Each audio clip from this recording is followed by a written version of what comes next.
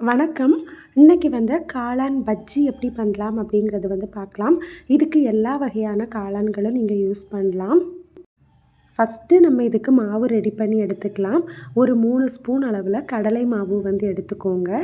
கூடவே 1 ஸ்பூன் அளவு அரிசி மாவு சேர்த்துக்கோங்க. கூடவே 1 ஸ்பூன் அளவு கார்ன்ஃப்ளவர் மாவு சேர்த்துக்கோங்க. கார்ன்ஃப்ளவரும் அரிசி மாவும் ஈக்குவலாக நம்ம சேர்த்துக்கலாம்.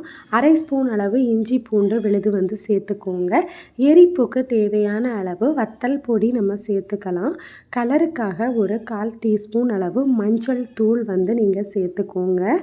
கூடவே நம்ம ஒரு அரை ஸ்பூன் அளவு கரம் மசாலா பவுடர் சேர்த்து கொடுத்தோம் அப்படின்னா டேஸ்ட்டு ரொம்ப நல்லாயிருக்கும். உங்களுக்கு இதோட வாசனை பிடிக்காது அப்படின்னா நீங்கள் சேர்க்க வேண்டாம். கூடவே 2 கொத்து அளவு கருவேப்பிலை, தேவையான அளவு உப்பு சேர்த்துக்கோங்க.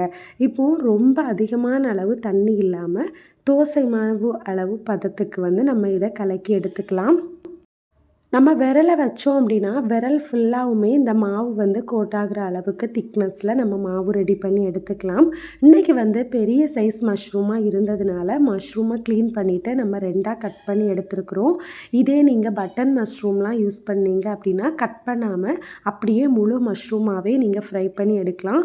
டேஸ்ட்டும் பார்க்குறதுக்கும் ரொம்ப அழகாக இருக்கும்.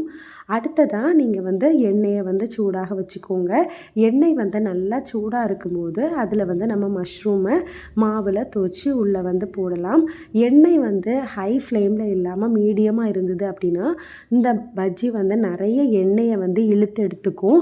ஸோ எப்போவுமே நீங்கள் ஃப்ரை பண்ணும்போது ஹை ஃப்ளேமில் வச்சு இதை பொரித்து எடுத்துக்கோங்க. 2லேருந்து 3 நிமிஷத்தில் பார்த்தீங்க அப்படின்னா இந்த பஜ்ஜி ரெடி ஆகிரும். நம்ம பஜ்ஜி மாதிரி நல்லா பொன்னிறமாக இதை 2 பக்கமும் பெரட்டி கொடுத்து வறுத்து எடுத்துக்கலாம். இது டீ கூட நம்ம சாப்பிட்றதுக்கு ரொம்பவே டேஸ்டியாக இருக்கும். இந்த வீடியோ உங்களுக்கு பிடிச்சிருந்தது அப்படின்னா லைக் பண்ணிக்கோங்க. இந்த சேனலை இது வரைக்கும் சப்ஸ்கிரைப் பண்ணல அப்படின்னா சப்ஸ்கிரைப் பண்ணிக்கோங்க. நன்றி, வணக்கம்.